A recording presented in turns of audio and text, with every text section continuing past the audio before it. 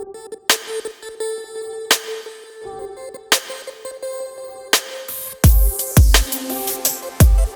my dear students, so welcome back to Basil's Physics Classroom. അപ്പോൾ in the last class we were learning about hydrostatics അല്ലെ, ഫ്ലൂയിഡ്സിന്റെ first part hydrostatics ആണ് നമ്മൾ കഴിഞ്ഞ ക്ലാസ്സിൽ പഠിച്ചുകൊണ്ടിരുന്നത്. അപ്പോൾ നമ്മൾ കഴിഞ്ഞ ക്ലാസ്സിൽ എന്തൊക്കെയാണ് പഠിച്ചത്? പാസ്കൽസ് ലോയിനെ കുറിച്ച് പറഞ്ഞു, പ്രഷർ, ഡെൻസിറ്റി, ആർക്കിമിഡീസ് പ്രിൻസിപ്പിൾ എല്ലാം നമ്മൾ കഴിഞ്ഞ ക്ലാസ്സിൽ പറഞ്ഞു, ഫ്ലോട്ടേഷൻ ആൻഡ് എവറിത്തിങ്. ഇന്നത്തെ ക്ലാസ്സിൽ we are moving on to the second part of the chapter and that is we are going to learn about hydrodynamics today. ഏതാണ്? Hydrodynamics.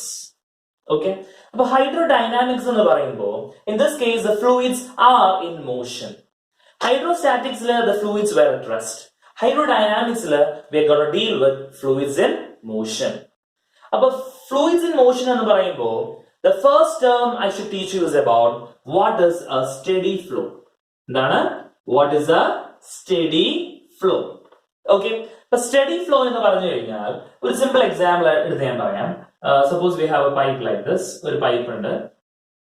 Okay, and water is falling from this pipe. Now consider a point A over here, another point B over here. ഒരു point A അവിടെ consider ചെയ്തു, ഒരു point B യും ഇവിടെ consider ചെയ്തു പൈപ്പില്. So if at this point A, ഈ point A യിലൂടെ pass ചെയ്യുമ്പോൾ if the particles have the same velocity, I repeat, A യിലൂടെ പാസ് ചെയ്യുന്ന point A യിൽ എത്തുന്ന എല്ലാ particlesനും if it has the same velocity, then we can say that it is a steady flow. അതുപോലെ ഈ point B യിൽ എത്തുന്ന എല്ലാ particlesന്റെയും velocity same ആണെങ്കിൽ then we can say that it is a steady flow. A യിലെയും B യിലെയും velocity same അല്ല, it is not.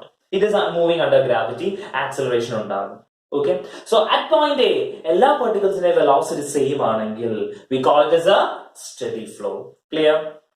അപ്പോൾ steady flowനെ കുറിച്ച് പറയുമ്പോൾ മൂന്ന് different types of flows I should tell you about. Okay, ഏതൊക്കെയാണെന്ന് വെച്ചാൽ ഒന്നാമത്തത് streamline flow, രണ്ട് laminar flow,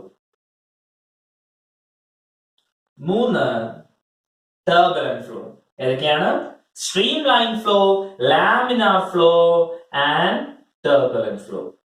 The മൂന്ന് flows ആണ് I have to tell you. Okay, അപ്പോൾ ആദ്യം streamline flow എന്താന്ന് പറഞ്ഞുതരാം. Okay, but streamline flow എന്ന് പറഞ്ഞാൽ it is a flow in which every particle follows the path of its predecessor. അതായത് മുന്നേ പോയവന്റെ പുറകെ പിമ്പേ വരുന്ന പാർട്ടിക്കിൾ പോകും. ഇത് എളുപ്പത്തിൽ ഒബ്സർവ് ചെയ്യാൻ പറ്റുന്ന സ്ഥലം പറഞ്ഞുതരാം. നമ്മളിപ്പോ മഴയൊക്കെ പെയ്യുന്ന സമയത്ത് ഇഫ് യു ഹാവ് ലൈക്ക് നമ്മുടെ വീടിന്റെ സൈഡിലൊക്കെ ഇങ്ങനെ വെള്ളം ഒഴുകുന്ന ചെറിയ ചെറിയ ഇത് കാണും അല്ലെ, ചെറിയ സ്മോൾ സ്ട്രീംസ് ഒക്കെ കാണും. അവിടെ നമ്മൾ പേപ്പർ ഇട്ട് നോക്കിക്കേ, അതിന്റെ പുറകെ വേറൊരു പേപ്പർ ഇടുക, one after the other. You will be able to observe that ഒരു പേപ്പറിന്റെ പുറകെ മറ്റേ paper piece will be going. That is exactly what a streamline flow is about. A streamline flow എന്ന് പറഞ്ഞാൽ it is the flow in which every particle follows the path of its predecessor. മുമ്പേ പോയവന്റെ പുറകെ ബാക്കിയുള്ളവന്മാർ വരും. That is a streamline flow. In a streamline flow ന്റെ tangent at a given point, ഒരു പോയിന്റിലെ tangent, it actually gives you the direction of the streamline flow. അപ്പോൾ tangent at a point gives you the direction of the streamline flow. Okay, ഇനി അടുത്തൊരു point ഓർത്ത് വെക്കേണ്ടത്, ചില റീജിയൻസില് the streamlines will be very close to each other, ഭയങ്കര clustered ആയിരിക്കും. അപ്പോൾ the regions where the streamline flow is crowded, there the velocity will be very high. The regions where the streamlines is crowded, the velocity will be very high. And in other regions, when the streamlines are placed apart from each other, velocity will be less. And please do remember that നമ്മുടെ electric field lines ഉം magnetic field lines ഉം പറയുന്ന പോലെ തന്നെ two streamlines do not cross each other. രണ്ട് streamlines ഒരിക്കലും പരസ്പരം cross ചെയ്യില്ല. Okay, so I hope it is clear. Streamline flow, I hope it is clear for you. Okay, സംശയമുണ്ടോ streamline flow ല്? Right, അപ്പോൾ streamline flow ആണ് നമ്മളിപ്പോ പറഞ്ഞത്. ഇനി നമുക്ക് പറയാം laminar flow എന്താണെന്ന്. What is it? Laminar flow. Okay, now laminar flow എന്ന് പറയുമ്പോൾ suppose we have a horizontal surface. എന്താണ്? If you have a horizontal surface and a liquid or fluid is moving to the horizontal surface. നമുക്കൊരു horizontal surface ഉണ്ട്. ആ horizontal സർഫസിലൂടെ ഒരു fluid move ചെയ്യുവാണ്. Okay. Now, if fluid motion observing, one thing which will be aware is that if fluid actually behaves like different layers. പല layers ആയിട്ട് ഇരിക്കുന്നത് അവിടെ. Okay. ഓരോ ലെയറിനും ഒരു particular velocity ഉണ്ടാവും. And each layer, if I load different layers like this, each layer will be trying to oppose a relative motion between the two layers. രണ്ട് layers എടുക്കുമ്പോൾ ഈ രണ്ട് ലെയേഴ്സ് തമ്മിൽ ഒരു ഒപ്പോസിഷൻ ഫോഴ്സ് അവിടെ വരും. ആ opposition force will be trying to oppose the motion there. അപ്പൊ ഇവൻ ഇങ്ങോട്ടൊരു വെലോസിറ്റി വീല് മൂവ് ചെയ്യാൻ നോക്കിയാൽ ഈ ലെയർ എന്ത് ചെയ്യും? ഈ layer will try to oppose the motion, ഇവന്റെ മോഷനെ ഒപ്പോസ് ചെയ്യാൻ നോക്കും. പക്ഷേ ഇവന് ഫ്രണ്ടിലേക്ക് മൂവ് ചെയ്യും, but with a velocity lesser than this wheel. അങ്ങനെ ഓരോ ലെയേഴ്സ്. ഓക്കെ, അപ്പോ ഈ എന്താണ് what is actually causing this opposing motion എന്ന് നമ്മൾ അറിയാം. ഓക്കെ, അപ്പൊ അത് പഠിക്കാൻ വേണ്ടി we have to learn about the so called viscous force between the layers of a fluid. Okay, അപ്പൊ നമുക്ക് വിസ്കസ് ഫോഴ്സിലേക്ക് തിരിച്ചു പോയിട്ട് നമുക്ക് ബാക്കി തിരിച്ചതിലേക്ക് വരാം. Alright, viscous force. അപ്പൊ according to Newton he found that viscous force between the layers of a fluid is found to be proportional to Newton's hypothesis. എങ്ങനെയായിരുന്നു? Viscous force is proportional to the area, proportional to dv by dx. dv by dx എന്ന് വെച്ചാൽ ഞാനിപ്പോ പല layers വരച്ചു ലിക്വിഡിനെ അല്ലേ. This is known as the velocity gradient. അതായത് distance മാറുന്നതനുസരിച്ച്, if I am going from the bottom to the top or from the top to the bottom, distance മാറുന്നതനുസരിച്ച് വെലോസിറ്റിക്ക് ഉണ്ടാകുന്ന ചേഞ്ച്, അതിനാണ് എന്ത് പറയുന്നത്? വെലോസിറ്റി ഗ്രേഡിയന്റ് എന്ന് പറയുന്നത്. എന്ത് പറയുന്നത്? വെലോസിറ്റി ഗ്രേഡിയന്റ് എന്ന് പറയുന്നത്. ഓക്കെ, അപ്പൊ dv by dx. Now we can write this equation as F is equal to proportionality കളഞ്ഞു minus eta a dv by dx. ഇവിടെ eta എന്ന് പറയുന്നത് it is known as coefficient of viscosity. എന്താണ്? Coefficient of viscosity. And F is the viscous force. So viscous force is the frictional force in fluids. F is the frictional force in fluids. Friction video, friction എന്താണെന്ന് നിങ്ങൾക്ക് അറിയാം ഞാൻ വിശ്വസിക്കുന്നു. അറിയില്ലാത്തവര് please watch that video. I have already done that. Okay. അപ്പോൾ viscous force in fluids minus eta a dv by dx. ഇതായിരുന്നു നമ്മുടെ ന്യൂട്ടൺസിന്റെ hypothesis. Okay, അപ്പൊ ഇവിടെ ഓർത്തിരിക്കേണ്ട 1-2-3 കാര്യങ്ങളുണ്ട് about eta, about viscosity. Okay, ഒന്നാമത്തെ പോയിന്റ്, ഫോർ എ ലിക്വിഡ്, ഒരു liquid എടുത്തു കഴിഞ്ഞാൽ when the temperature is increasing, what will happen is viscous. So with increase in temperature, the viscosity decreases. For a liquid, as the temperature is increased, the viscosity decreases. Why? Because viscosity is actually due to the cohesive forces in liquids. Okay, so when the temperatures increase, there is a decrease in the cohesive forces between the molecules observed, and because of that, there will be a decrease in its viscosity. Okay, and in case of gases, viscous force is actually due to the diffusion. So in case of gases, with the increase in temperature, the viscosity increases. In case of gases with increase in temperature, viscosity increases. Okay, now again in case of liquids, if there is an increase in pressure,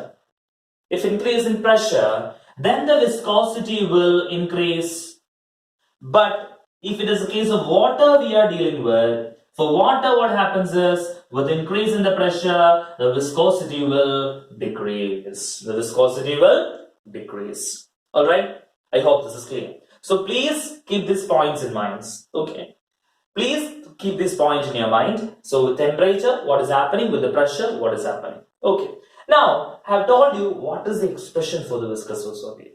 Now when a solid object is moving through a fluid, what is the condition? What is the force or the viscous force? And that was given by Stokes. So we call it by the name Stokes law. Okay, we call it by the name Stokes law. So according to Stokes, what he said was that the viscous force Fv, when a solid object is moving through a liquid I think നിങ്ങൾ already example ഈ example നിങ്ങളുടെ ലാബിലൊക്കെ ചെയ്ത് കാണാം. ഒരു വലിയ height ഉള്ള ഒരു fluid liquid column എടുക്കും, എന്നിട്ട് നമ്മൾ അതിന്റെ മുകളിൽ കയറുന്നിട്ട് ഒരു ചെറിയ ബോൾ ഡ്രോപ്പ് ചെയ്യും. ഓക്കെ, ഈ ബോൾ ഡ്രോപ്പ് ചെയ്യുമ്പോൾ വാട്ട് ഇസ് ഹാപ്പനിങ് ദയർ? അവിടെ ശരിക്കും സംഭവിക്കുന്നത് എന്താണെന്ന് വെച്ച് കഴിഞ്ഞാൽ when the ball is coming down, initially there will be an acceleration. Initially it is accelerated. അതിനുശേഷം what happens? Acceleration becomes zero and it attains the so-called terminal velocity. ആദ്യം അത് accelerate ചെയ്യും, പിന്നെ ആക്സിലറേഷൻ ബിക്കം സീറോ, എന്നിട്ട് അത് ഒരു terminal velocity attain ചെയ്യും. Okay, so what is happening is when the ball is coming down,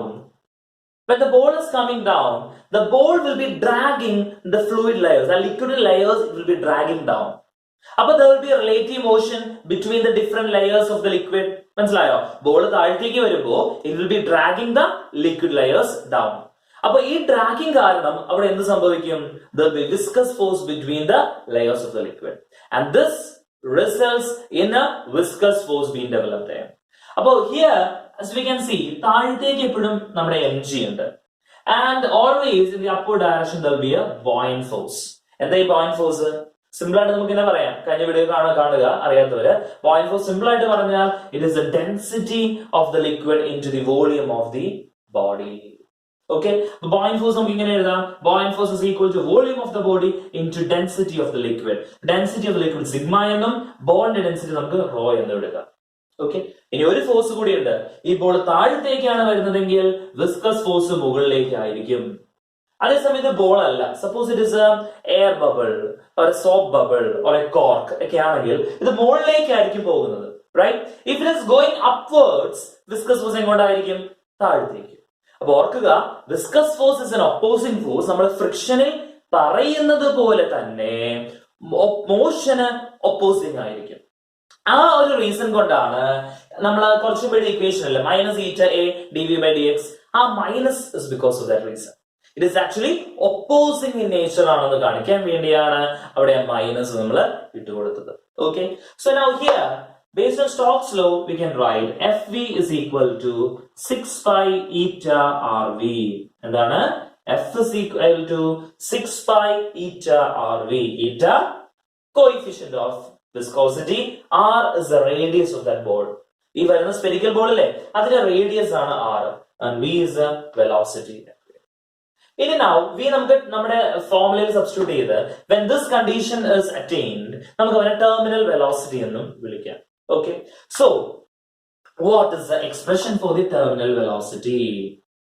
Okay, അപ്പൊ നമുക്ക് എങ്ങനെ എടുക്കേണ്ടതെന്ന് ഞാൻ ഓൾറെഡി പറഞ്ഞു. അപ്പൊ ഇവിടെയുള്ള ഫോഴ്സസ് ഏതൊക്കെയാ? മുകളിലേക്ക് എഫ് ബി, മുകളിലേക്ക് എഫ് വി, താഴത്തേക്ക് എം ജി. അപ്പൊ നമുക്ക് എന്താ എഴുതാം?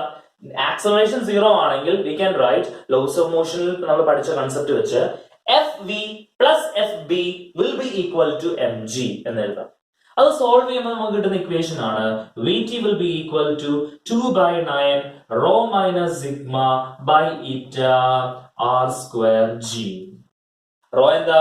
Density of the body, sigma density of the liquid, eta coefficient of viscosity, R radius of the ball and G എന്താ? G acceleration due to gravity. Now ഇത് ഒരു താഴത്തേക്ക് പോകുന്ന ഒബ്ജക്റ്റിന്റെ ഇക്വേഷൻ ആണ്. ഞാൻ കുറച്ചു മുമ്പ് പറഞ്ഞ ഒരു എയർ ബബിളോ ഒരു കോർക്കോ ഒക്കെ ആണെങ്കിൽ എങ്ങോട്ട് പോകും? മുകളിലേക്ക് പോകും അല്ലെ? അതാണ് നമ്മുടെ കേസ് എങ്കിൽ നമുക്ക് ഇങ്ങനെ എഴുതാം ഇക്വേഷൻ. ഒരു ചെറിയ മോഡിഫിക്കേഷനേ ഉള്ളൂ. ഈ റോ മൈനസ് സിഗ്മയില്ലേ അവനെ നമ്മൾ സിഗ്മ മൈനസ് റോ എന്നാക്കും. റോ മൈനസ് സിഗ്മയെ സിഗ്മ മൈനസ് റോ എന്നാക്കിയാൽ മതി and you will be getting the corresponding answer. Clear ആണോ? സംശയമില്ലല്ലോ. അപ്പൊ നമ്മൾ പറഞ്ഞത് ഇതിനെ കുറിച്ചാണ്, സ്റ്റോക്സ് ലോയിനെ കുറിച്ച് പറഞ്ഞു, വിസ്കസ് ഫോഴ്സിനെ കുറിച്ച് പറഞ്ഞു. Okay, so now let's come back to the laminar flow. അപ്പൊ ലാമിനാർ ഫ്ലോ പറഞ്ഞപ്പോഴാണ് നമ്മൾ ഇങ്ങോട്ട് വന്നത് അല്ലെ? അപ്പൊ എന്തായിരുന്നു ലാമിനാർ ഫ്ലോ? ലാമിനാർ ഫ്ലോ എന്ന് പറഞ്ഞാൽ when the liquid is moving in a horizontal surface അവിടെ പല layers of liquid will be there. Okay, അപ്പൊ ഈ layers തമ്മിൽ what will happen? There will be a viscous force. ആ വിസ്കസ് ഫോഴ്സിനെ കുറിച്ചാണ് ഞാൻ ഇപ്പൊ പറഞ്ഞത്. And because of this viscous force, the different layers will have different velocity. Such a flow is known as a laminar flow. Okay, അപ്പൊ ഇവിടെ ഓർത്ത് വെക്കേണ്ട ഒരു കാര്യം, നമ്മൾ ഈ സ്ട്രീം ലൈൻ ഫ്ലോ പറയുമ്പോഴും ഈ ലാമിനാർ ഫ്ലോ പറയുമ്പോഴും നമ്മൾ ഓർക്കേണ്ട ഒരു കാര്യം എന്താണെന്ന് വെച്ച് കഴിഞ്ഞാൽ A flow can be stream line or laminar only if a certain number. ആ നമ്പർ നമ്മൾ പറയുന്ന പേര് Reynolds number. Reynolds number value is less than 1000. ചില ബുക്സിൽ റെഫറൻസ് ബുക്സിൽ നിങ്ങൾ 2000 എന്നൊക്കെ കാണാം കേട്ടോ. അപ്പോൾ if the value നമ്മുടെ എൻസിയിലുള്ള വാല്യൂ ഇതാണ്, I am going with that. അപ്പോൾ if the Reynolds number value is less than 1000, then we can say that the flow is streamline അല്ലെങ്കിൽ laminar. ഇനി 1000 to 2000 ആണ് വാല്യൂ എന്ന് വിചാരിച്ചു, then we say that the flow is unsteady. It is in a transition from streamline to turbulent. From streamline to turbulent. And if it is above 2000, the flow will be turbulent in nature. So greater than 2000, the flow is turbulent in nature. About question, എന്താണ് turbulent flow? എന്താണ് turbulent flow? Turbulent flow എന്ന് പറഞ്ഞു കഴിഞ്ഞാൽ, if the velocity of the liquid is greater than the critical velocity, the flow is turbulent. Simple ആയിട്ട് മനസ്സിലാക്കാൻ ഇത്രയേ ഉള്ളൂ. നമ്മളിപ്പോ ഞാൻ കുറച്ചു മുമ്പ് പറഞ്ഞില്ലേ, ഒരു മഴ പെയ്യുമ്പോൾ ചെറിയ ചെറിയ ഒരു വെള്ള ഒഴുക്കൊക്കെ കാണാം നമുക്ക് നമ്മുടെ ചുറ്റും, റോഡിലോ ഒക്കെ കാണാം. അപ്പൊ ഇവിടെ നമ്മൾ കല്ല് കൊണ്ടിട്ടാൽ what will happen? ഈ കല്ല് ചുറ്റും eddies of water will be formed, അല്ലെ? അത് തന്നെയാണ് നമ്മുടെ turbulence എന്ന് പറയുന്നത്. വെള്ളത്തിൽ turbulence is created. Okay, so if the velocity of the liquid is greater than the critical velocity, flow turbulent ആയിരിക്കും. Less than critical velocity ആണെങ്കിൽ streamline or laminar എന്ന് നമുക്ക് പറയാം. Okay, അപ്പൊ ഇതിന്റെ വാല്യൂസ് എങ്ങനെയാണ് വേണ്ടതെന്ന് ഞാൻ പറഞ്ഞു, റൈറ്റ്? ഇനി അതിന്റെ ഇക്വേഷൻ എങ്ങനെയാണ് വേണ്ടതെന്നും കൂടി ഞാൻ പറയാം, right? Reynolds number equation is given by Re is equal to V rho R divided by eta. Reynolds number is equal to V rho R divided by eta, where V is the velocity of the liquid, rho is the density of the liquid, R is the radius of the pipe through which the liquid is flowing, and eta is the coefficient of viscosity of the liquid. Clear? Eta is the coefficient of viscosity of the liquid. Clear aanallo? Samshayillallo? Right. Now let's move on to the next one, and that is equation of continuity. Equation of continuity. Now, equation of continuity, you are actually done in your practical day-to-day life. നിങ്ങളുടെ practical day to day ലൈഫിൽ നിങ്ങൾ അറിയാതെ തന്നെ നിങ്ങൾ ചെയ്യുന്ന ഒരു കാര്യമാണ് equation of continuity. Okay, you have not realised maybe, but you have done it. അപ്പൊ നമ്മളിവിടെ എടുക്കുന്നത് I'm taking non uniform cross sectional area of a pipe. അപ്പൊ ഇവിടുത്തെ cross sectional area it is A1, ഇവിടുത്തെ cross sectional area A2. ഇവിടുത്തെ velocity V1, ഇവിടെ എത്തുമ്പോൾ velocity V2. Okay, now according to the principle of equation of continuity, what it says is that the amount or the mass of water flowing in at a certain time will be equal to the mass of the water flowing out in the same time. Appo amount of water entering and the amount of water leaving, or liquid entering and liquid leaving, will be the same. Appo angane same aganamengil this condition is applicable for an incompressible liquid, and liquid flow should be streamlined. The liquid flow streamline ആണ്, it is incompressible non-viscous liquid ആണെങ്കിൽ we can say that the amount of water entering should be equal to the amount of water leaving. And based on that നമുക്ക് ഇങ്ങനെ എഴുതാം, ഡെറിവേഷനിലേക്ക് ഞാൻ പോകുന്നില്ല, നമുക്ക് ഇങ്ങനെ എഴുതാം A1, ഇവിടെ ക്യാപിറ്റൽ A ആണ് എടുത്തത്. So A1 V1 is equal to A2 V2, or simply AV equal to a constant. അതായത് area of cross section into the velocity in the first portion should be equal to the area of cross section to the velocity in the second portion. അപ്പൊ ഇവിടുത്തെ ഒരു കാര്യം വളരെ clear ആണ്. Area of cross section is inversely proportional to velocity. Area കുറയുമ്പോൾ velocity കൂടും, area കൂടുമ്പോൾ velocity കുറയും. നിങ്ങൾ ഗാർഡനിൽ ഹോസ് വെച്ച് നനയ്ക്കുമ്പോൾ നിങ്ങൾ എന്താ ചെയ്യുന്നത്? വെള്ളം ചീറ്റിക്കാൻ വേണ്ടി വടി ഇടും. നിങ്ങൾ പൈപ്പിന്റെ അറ്റം ഇങ്ങനെ പിടിക്കും, അല്ലെ? പൈപ്പിന്റെ അറ്റം ഇങ്ങനെ പിടിക്കുമ്പോൾ വാട്ട് ഹാപ്പൻസ്? വെള്ളം ശരിക്കും പവറിൽ ഫോഴ്സിൽ ചീറ്റും. That is exactly what I have defined now. That is based on equation of continuity. Okay, no? Okay, so remember the flow should be streamlined for this to be applicable. Okay, so next we move on to Bernoulli's theorem or Bernoulli's principle. Now, Bernoulli's theorem, we have to learn about 3 different kinds of energy. The first one, kinetic energy, which you are already familiar with, and given by half mv square, which is the energy possessed by an object by the virtue of its motion. അറിയാലോ, kinetic energy.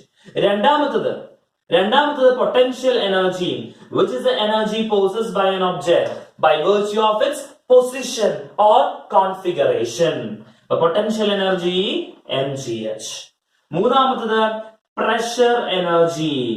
Pressure energy എന്ന് പറഞ്ഞാൽ it is the work done in pushing the fluid from one point to another. അതാണ് pressure energy എന്ന് നമ്മൾ പറയുന്നത്, denoted by PV, where P is the pressure and V is the volume. Now, according to Bernoulli's theorem, what it says is that ഒരു rough sketch വരയ്ക്കാൻ ഞാൻ ഇവിടെ ഒരു പൈപ്പിന്റെ certain height വരുന്ന. So, according to Bernoulli's theorem, what it says is the total energy per unit volume will be a constant. The total energy per unit volume will be a constant provided the liquid flowing through the pipe is non-viscous, incompressible, and the flow is streamlined. If the flow is streamlined, if the liquid is incompressible and it is a non-viscous liquid, means the total energy per unit volume will be a constant. അപ്പോൾ ഇവിടുത്തെ area of cross section A1, velocity V1, pressure P1. Okay, so അങ്ങനെ terms എഴുതാം. അതുപോലെ ഇവിടെ എഴുതാം നമുക്ക് P2, V2, A2, right. So based on Bernoulli's theorem നമുക്ക് ഇങ്ങനെ എഴുതാം, pressure energy plus half rho V square plus rho GH is equal to a constant. P and the pressure energy, the kinetic energy, and the potential energy എല്ലാം per unit volume is a constant. Or ഇതിന് ഇങ്ങനെ എഴുതാം, P by rho G plus V square by 2G plus H is equal to a constant. Okay, അപ്പോൾ equal to a constant എന്ന് പറയുമ്പോൾ we can also write like P1 plus half rho V1 square plus rho GH1 is equal to P2 plus half rho V2 square plus rho GH2 എന്ന് നമുക്ക് എഴുതാം. Okay, now ഈ P by rho G നെ നമ്മൾ ഒരു പേര് വിളിക്കും. This is actually a previous question in names. P by rho G is called as pressure head. എന്താണ്? P by rho G is called as pressure head. അതുപോലെ V square by 2G നമ്മൾ വിളിക്കുന്നത് velocity head. എന്താണ്? Velocity head. അതുപോലെ H നെ വിളിക്കുന്നത് ഒന്നല്ലെങ്കിൽ gravitational head, അല്ലെങ്കിൽ പൊട്ടൻഷ്യൽ ഹെഡ് എന്നാണ്. So this is the equation of the Bernoullis theorem. The Bernoullis condition ഇതാണ്, P by rho G plus V square by 2G plus H is equal to a constant. ഇവിടെ നിങ്ങൾ ഓർത്തിരിക്കേണ്ട ഒരു കാര്യം എന്താണെന്ന് വെച്ച് കഴിഞ്ഞാൽ, ഇപ്പൊ ഈ പൈപ്പ് ഹൊറിസോണ്ടൽ ആയിട്ട് ഗ്രൗണ്ടിൽ കിടക്കുമെന്ന് വിചാരിച്ചു. ഈ പൈപ്പ് ഹൊറിസോണ്ടൽ ആയിട്ട് ഗ്രൗണ്ടിലാണെങ്കിൽ ഇവിടെ രണ്ട് ഹൈറ്റ് ഉണ്ട്. പക്ഷെ പൈപ്പ് ഹൊറിസോണ്ടൽ ആയിട്ട് ഗ്രൗണ്ടിൽ കിടക്കുവാണെങ്കിൽ ഈ H എന്ന ടേം നമ്മൾ എടുക്കേണ്ട ആവശ്യമില്ല, ബിക്കോസ് ഹൈറ്റ് ഇല്ല, ഗ്രൗണ്ടിൽ കിടക്കുവാണ്. Right? Okay, so I hope you have understood the Bernoullis principle. So നമ്മൾ ഇനി ഇതിന്റെ ആപ്ലിക്കേഷൻസിലേക്ക് പോകാൻ പോവാണ്. And the first application that I'm going to teach you is about Torricelli's theorem of Torricelli's equation for the velocity of a flux.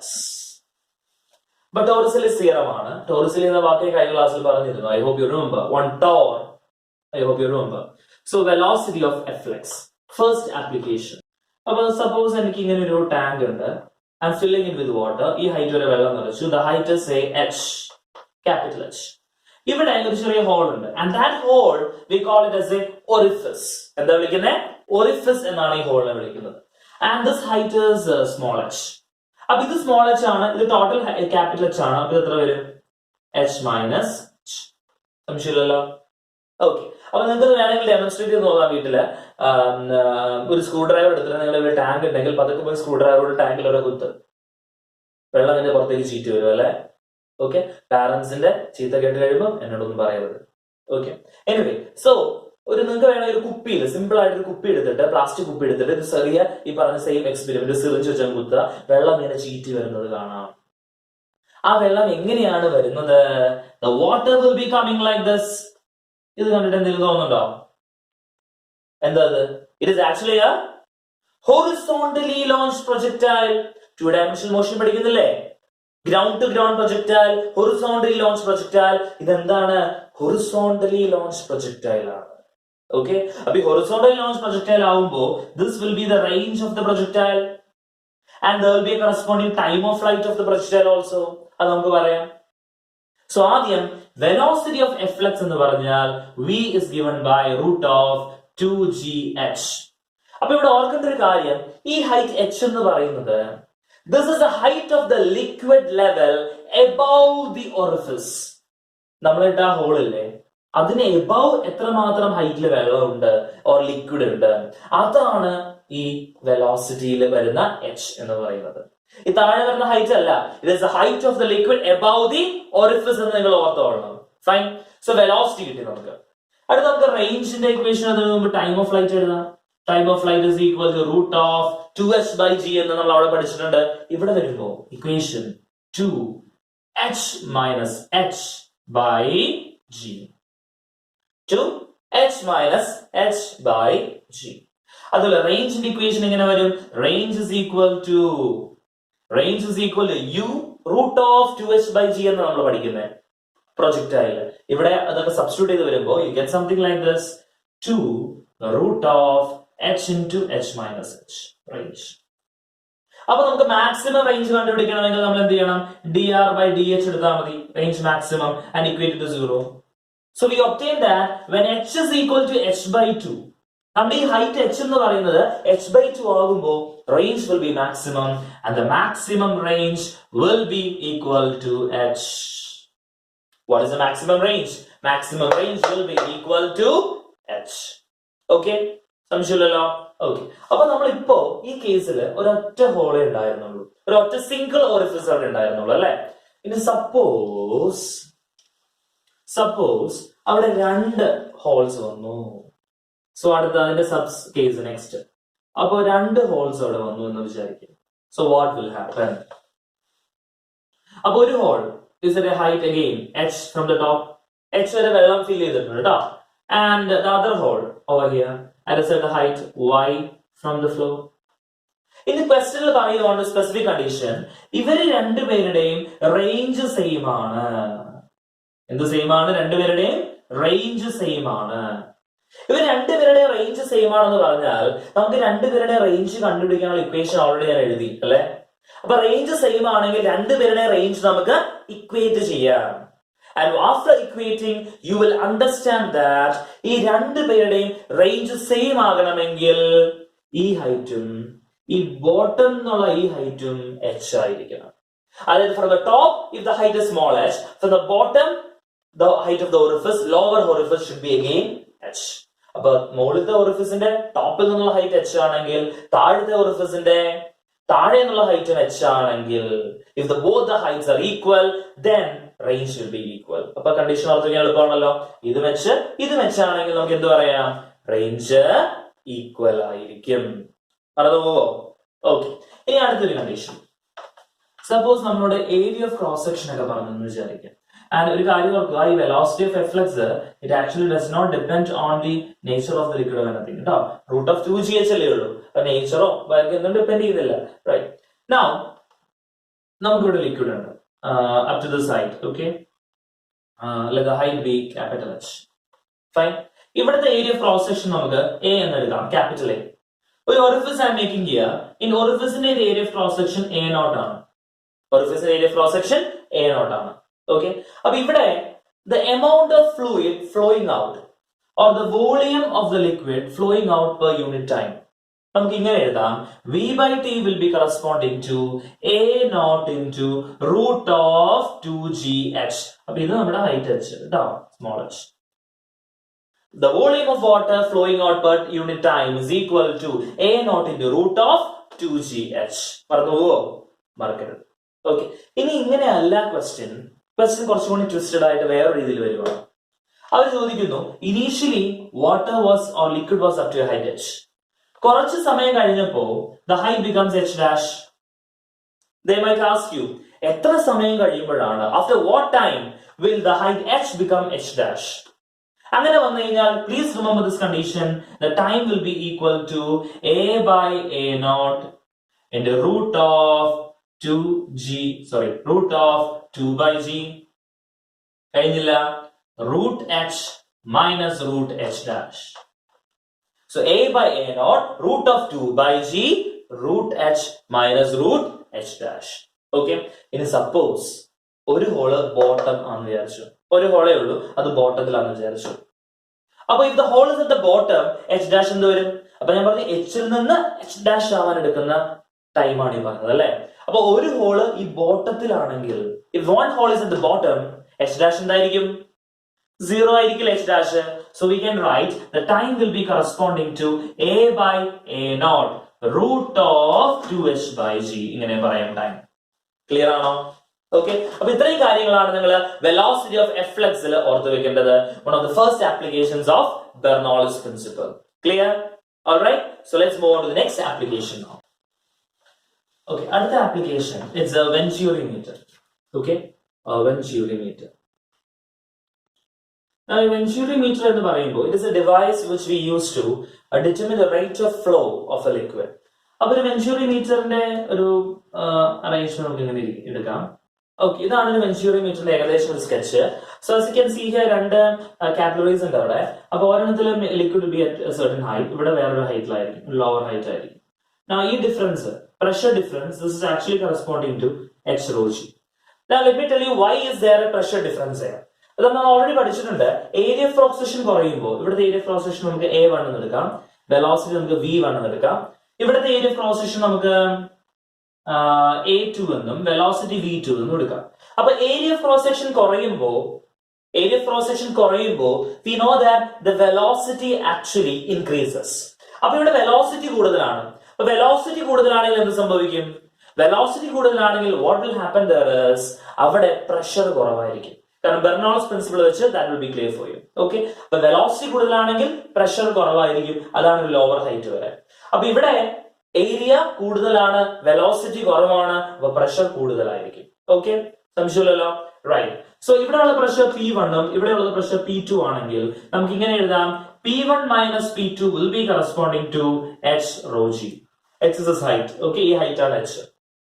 Rho density of the liquid and g acceleration due to gravity. അപ്പൊ നമുക്ക് based on Bernoulli's theorem നമുക്ക് ഇങ്ങനെ എഴുതാം, P1 plus half rho v1 square is equal to P2 plus half rho v2 square. Okay, now ഇത് directly നമ്മൾ എഴുതുമ്പോൾ v2 എന്താണെന്ന് നമുക്ക് അറിയണം അല്ലെ. അപ്പോ ഇക്വേഷൻ സോൾവ് ചെയ്യണമെങ്കിൽ v1 ആണ് കണ്ടുപിടിക്കേണ്ടതെങ്കിൽ we should know what is v2. അപ്പോ v2 കണ്ടുപിടിക്കുന്നതിന് മുമ്പ് ഇതൊന്നും ഇങ്ങനെ എഴുതാം, P1 minus P2 is equal to half into rho bracketൽ v2 square minus v1 square. Okay, now I'm not actually going to derive the final formula there for you because ഇത് ഓർത്ത് വെക്കുകയാണെങ്കിൽ കുറച്ചും കൂടി എളുപ്പം തോന്നുന്നു. ഇതിന്റെ കൂടെ v1 നിങ്ങൾക്ക് അറിയില്ലെങ്കിൽ you can make use of the equation of continuity to find that. എന്താണ് equation of continuity? a1 v1 is equal to a2 v2 അല്ലെ. അപ്പൊ ഇക്വേഷൻ ഓഫ് കണ്ടിന്യൂറ്റി ഉപയോഗിച്ച് v1 ഓ v2 ഓ കണ്ടുപിടിക്കാം. ഏതാണോ ക്വസ്റ്റിന് തരാത്തത് അത് കണ്ടുപിടിക്കാം. അത് ഇവിടെ സബ്സ്റ്റിറ്റ്യൂട്ട് ചെയ്യുമ്പോൾ you will get the corresponding answer. So remember that ഈ P1 minus P2 എന്തായിരുന്നു? This was equal to h rho g അല്ലെ. This is equal to h rho g. So these two conditions please do remember. Equation of continuity, Bernoulli's principle വെച്ച്. Remember P1 minus P2 is what? h rho g. But നമുക്ക് rate of flow കണ്ടുപിടിക്കാൻ we can actually make use of a vencurimeter. Alright. ഇനി അടുത്തത് നമുക്ക് equations ഒന്നും corresponding ഒന്നും പറയുന്നില്ല. ഒരു ആപ്ലിക്കേഷൻ എന്ന് പറയുന്നത് നമ്മുടെ എയറോപ്ലെയിൻ എങ്ങനെയാ പോകുന്നത്? എയറോപ്ലെയിനിൽ ഒരു വിങ് സ്ട്രക്ചർ നോക്കുമ്പോൾ ഏകദേശം സംതിങ് ലൈക്ക് ഇങ്ങനെ ഷേപ്പിലാണ് വരുന്നത്. ആൻഡ് ഈ ഷേപ്പിന്റെ പ്രത്യേകത എന്താണെന്ന് വെച്ച് കഴിഞ്ഞാൽ വിങ്സിന്റെ മുകളിലുള്ള air velocity will be higher. വിങ്സിന്റെ മുകളിൽ velocity of the air higher ആകുമ്പോൾ അവിടെ പ്രഷർ കുറയും. Based on Bernoulli's formula velocity കൂടുമ്പോൾ അവിടെ പ്രഷർ കുറയും. അപ്പൊ ഇവിടെ ലോ പ്രഷറും ഇവിടെ വിങ്സിന്റെ താഴെ ഹൈ പ്രഷറും വരും. അപ്പൊ മുകളിലേക്ക് എന്ത് വരും? ഒരു ത്രസ്റ്റ് അവിടെ വരും, ഒരു ഹൈ പ്രഷർ അല്ലെ. Now when this high pressure or when this thrust, upward thrust becomes greater than the weight of the aeroplane പറന്നു വരും. Okay, another example, രണ്ട് ബോട്ട് അല്ലെങ്കിൽ രണ്ട് ബസ് നമ്മൾ എറണാകുളം സൈഡിലൊക്കെ ആണെങ്കിൽ Thrissur everywhere almost everywhere bus മത്സരിച്ചോടുന്നതാണ്. And sometimes some people, ഒരു 2-wheeler guy may get in between these two buses. അവന്റെ കാര്യം തീരുമാനമായി. അപ്പൊ ഈ രണ്ട് ബസ് സൈഡ് ബൈ സൈഡ് നീങ്ങുമ്പോൾ there are high chances that ഈ രണ്ട് ബസ്സും കൂട്ടിയിടിക്കാനുള്ള ചാൻസ് ഭയങ്കര ഹൈ ആണ്. You know why? ഇത് തന്നെയാണ് ബോട്ടിൽ, റിവറിൽ രണ്ട് ബോട്ട് എടുത്ത് പോയാലും സെയിം സിറ്റുവേഷൻ ആണ്. റീസൺ ഇസ് ഇവിടെ എയറിന്റെ വെലോസിറ്റി കൂടുതലായിരിക്കും. അതുകൊണ്ട് തന്നെ ഇവിടെ പ്രഷർ കുറവായിരിക്കും. അപ്പൊ ഇവിടെ പ്രഷർ കുറവാകും. അപ്പൊ ഇവിടെ എന്താ റീജിയൻ ഓഫ് ഹൈ പ്രഷർ, അതുപോലെ ഇവിടെയും ഒരു റീജിയൻ ഓഫ് ഹൈ പ്രഷർ. അപ്പൊ there are chances that ഇവർക്ക് ബാലൻസ് പോയിട്ട് ഇവർ അടുത്തേക്ക് ഇങ്ങനെ വരാനുള്ള ചാൻസ് ഉണ്ട്. അടുത്തേക്ക് വന്ന് ഇടിക്കാനുള്ള chances are very high. Okay, അപ്പൊ ഇതിനെ ഒരു ആപ്ലിക്കേഷൻ എന്ന് നമുക്ക് പറയാൻ പറ്റില്ല. One of the danger signs we can observe in our practical day-to-day life.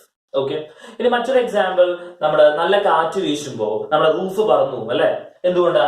അപ്പൊ ഒരു വീട് എടുത്തു കഴിഞ്ഞാൽ this is a house, air high വെലോസിറ്റിയിൽ പോവാണ്. What happens? ഇവിടെ on top here a region of low pressure is created. അപ്പൊ ഇവിടെ ഒരു ലോ പ്രഷർ റീജിയൻ വരുമ്പോൾ എന്ത് പറ്റും? താഴെ ഹൈ പ്രഷർ റീജിയൻ, ഇവിടെ അറ്റ്മോസ്ഫിയർ പ്രഷർ തന്നെ, മുകളിൽ ലോ പ്രഷർ റീജിയൻ വന്നു. അപ്പൊ താഴെയുള്ള ഹൈ പ്രഷർ, ശരിക്കും താഴത്തെ പ്രഷർ അല്ല കൂടുന്നത്, മുകളിലത്തെ പ്രഷർ കുറയുക ചെയ്യുന്നത്. അങ്ങനെ പ്രഷർ കുറയുന്നതുകൊണ്ട് ഈ റൂഫ് എന്ത് പറ്റും?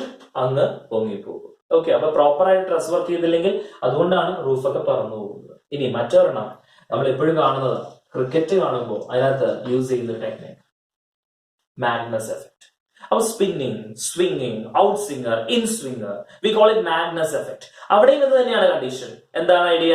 അവിടെയും ഈ സ്പിൻ, നമ്മുടെ സ്പിൻ അനുസരിച്ച് ഒരു സൈഡിലെ വെലോസിറ്റി കൂടുതൽ, മറ്റേ സൈഡിലെ വെലോസിറ്റി കുറയും. അപ്പൊ ബോൾ ചിലപ്പോൾ ഔട്ട് സ്വിംഗ് ആവാം, ചിലപ്പോൾ ഇൻ സ്വിംഗർ ആവാം, ചിലപ്പോ ഷോർട്ട് പിച്ച് പന്താവാം, ചിലപ്പോൾ ലോങ് ആവാം.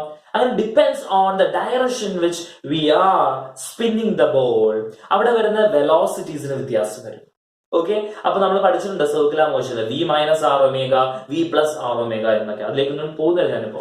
അപ്പൊ anyway, Magnus effect, spinning of ball, അവിടെയും ഇത് തന്നെയാണ് വരുന്നത്. അതിന്റെ പേരെന്താണ്? Magnus effect. ഓൾറൈറ്റ്, അപ്പൊ ഇതൊക്കെയാണ് പ്രധാനമായിട്ടും ബെർണോളിസ് പ്രിൻസിപ്പിളിന്റെ തിയറത്തിന്റെ ആപ്ലിക്കേഷൻസ് ആയിട്ട് വരുന്നത്. Okay, now one more thing before we go into the class, and that is Poiseuille's formula. Okay, now according to the formula, what it says is that if we have a capillarity like this, നമുക്കൊരു capillary tube ഉണ്ടെന്ന് വിചാരിച്ചു. ഇതിന്റെ radius r ആണ്. Okay, length l ആണ്. A liquid of viscosity, coefficient of viscosity eta is flowing through it. Area of cross section a ആണ്. And a pressure p is maintained across its ends. I repeat, a pressure p is maintained across its ends. Then according to the condition we can say that the rate of flow of the liquid, like the volume of the liquid flowing per unit time, the volume of the liquid flowing per unit time, or നമുക്ക് simply v എന്ന് represent ചെയ്യാം, will be equal to, that is the volume of the liquid flowing per unit time, will be equal to pi by 8. അതൊരു constant ആണ്, proportionality constant. r raised to 4, fourth power of the radius, p divided by eta l. അപ്പോൾ നമ്മൾ പറയുന്നത് it is proportional to fourth power of the radius, proportional to the pressure difference, inversely proportional to eta and the length of the capillary tube. Okay, so ഇവിടെ നമുക്കൊരു കാര്യം വളരെ clear ആണ്. What is this condition നമ്മൾ പഠിച്ചു അല്ലെ? ഇനി നമുക്ക് ഒന്ന് മോഡിഫൈ ചെയ്യാം പതുക്കെ. And we are introducing a term known as R. അപ്പൊ ഇവിടെ R നെ വിളിക്കുന്ന പേര് ലിക്വിഡ് റെസിസ്റ്റൻസ് എന്നാണ് വിളിക്കാൻ പോകുന്നത്. So this can be written as V is equal to P by R. അപ്പൊ R എന്താണ്? R is equal to 8 eta L by pi R raised to 4. Fine. ഈ രണ്ട് ട്യൂബ്സ് നമ്മൾ സീരീസ് ആയിട്ട് കണക്ട് ചെയ്യുവാണ്. Something like this. സീരീസ് ആയിട്ട് connect ചെയ്യുവാണ്. Okay, then we can say that R will be corresponding to R1, ഇവന്റെ R1, ഇവന്റെ R2. നമ്മൾ റെസിസ്റ്റേഴ്സ് സീരീസ് കണക്ട് ചെയ്യുന്ന പോലെ R will be corresponding to R1 plus R2. R will be corresponding to R1 plus R2. ഇനി അതേപോലെ if you are connecting them in parallel, parallel connect ചെയ്യണം രണ്ട് vibes. Parallel, ഇത് series, ഇത് parallel ആണെങ്കിൽ R effective or 1 by R effective is equal to 1 by R1 plus 1 by R2. ഈ രണ്ട് പോയിന്റ്സും കൂടി ഓർത്ത് വെക്കുക. Okay, now so we have learned about Poisson's formula also. അപ്പൊ ഇനി നമുക്ക് ഹൈഡ്രോഡൈനാമിക്സിലെ എല്ലാ ഏകദേശം ടോപ്പിക്സ് നമ്മൾ കവർ ചെയ്തിട്ടുണ്ട്. സോ ഇനി നമുക്ക് ബാക്കിയുള്ളത് surface tension, surface energy and capillarity and everything ആണ്. അത് നമുക്ക് അടുത്ത വീഡിയോയിൽ കാണാം. അപ്പൊ ഇന്ന് പഠിപ്പിച്ച കാര്യങ്ങളെല്ലാം നിങ്ങൾക്ക് മനസ്സിലായി എന്ന് വിചാരിക്കുന്നു. ആൻഡ് ഒരു കാര്യം കൂടി പറഞ്ഞോട്ടെ, എന്താണ് ഈ ഈറ്റയുടെ യൂണിറ്റ്? കോഎഫിഷ്യന്റ് ഓഫ് വിസ്കോസിറ്റിയുടെ യൂണിറ്റ് എന്ന് പറയുന്നത് എന്താണ്? നമ്മൾ യൂസ് ചെയ്യുന്ന യൂണിറ്റ് ഡെക്കാപോയിസ് എന്നാണ്. ഡെക്കാപോയിസ് അല്ലെങ്കിൽ പോയിസ്യൂൾ എന്ന യൂണിറ്റ് നമുക്ക് യൂസ് ചെയ്യാം. ഓക്കെ, അതുപോലെ Poisson is another unit. Okay, അപ്പോൾ ഈറ്റയുടെ യൂണിറ്റും അതിന്റെ ഡയമെൻഷണൽ ഫോമുല എല്ലാം പഠിച്ചു വെക്കണം. ഡയമെൻഷണൽ ഫോമുല ഞാൻ ഇപ്പൊ പറയുന്നില്ല, ദാറ്റ് ഈസ് യുവർ ഹോംവർക്ക്. നമ്മൾ ബുക്ക് നോക്കുക, NCERT നോക്കുക, അല്ലെങ്കിൽ ഏത് ബുക്കാണ് നിങ്ങൾ നോക്കുന്നത്, you can go through that and comment the dimensional formula of the ഈറ്റ of the term eta, coefficient of viscosity, in the comment box. Okay, അപ്പോൾ എന്തെങ്കിലും ഡൗട്ട് ഉണ്ടെങ്കിൽ ചോദിക്കുക. And please don't feel bad about it. അവർക്ക് ബാക്കിയുള്ളവർക്ക് എന്ത് എന്നൊന്നും വിചാരിക്കരുത്. Please feel free to ask your doubts. Okay, so I hope you have understood. എന്തെങ്കിലും സംശയം ഉണ്ടെങ്കിൽ do comment below. Again, I'm repeating that. So if you are not subscribed, subscribe to the channel for more updates. So till we meet tomorrow. Bye.